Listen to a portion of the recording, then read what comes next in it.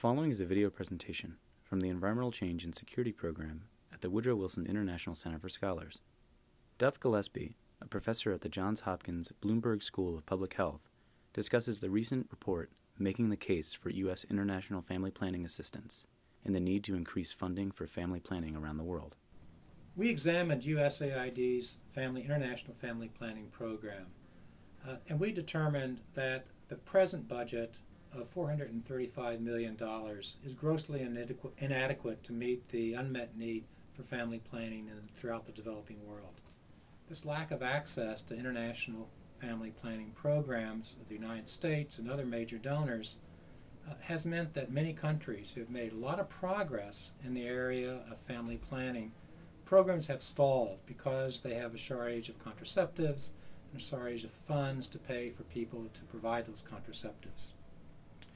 In anticipation of the new U.S. Congress and a new White House, we decided to produce an evidence-based report, and that report is entitled Making the Case for International Family Planning. In this report, we outline ways in which family planning can not only allow couples to have the number of children that they desire to meet their unmet need for family planning, but also to show how family planning helps in other developmental efforts.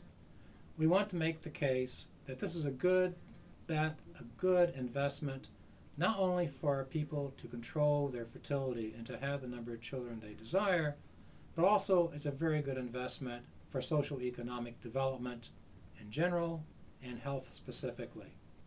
For example, one of the figures that we describe in our book shows how an investment in family planning can help countries reach their other developmental goals. Basically, we show that $1 invested in family planning has a return on an investment of $4. How does that happen? If you have a program which allows couples to avert having unwanted pregnancies, it also means that there are less children to immunize. There are less schools that have to be built. There are less teachers that have to be trained, and so on. So this is a very good investment, an investment that many countries such as Korea, Thailand, Indonesia, Turkey, and a number of other countries made many years ago, and it helped them to achieve the status of being middle-income countries, or even in the case of Korea, to now be a donor country. So what did we do?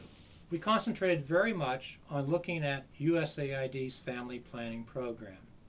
And we sought to find areas that could be scaled up relatively quickly and easily, and that we knew would have an immediate impact on the acceptance of family planning, the use of family planning, and the lowering of unwanted pregnancies in those countries.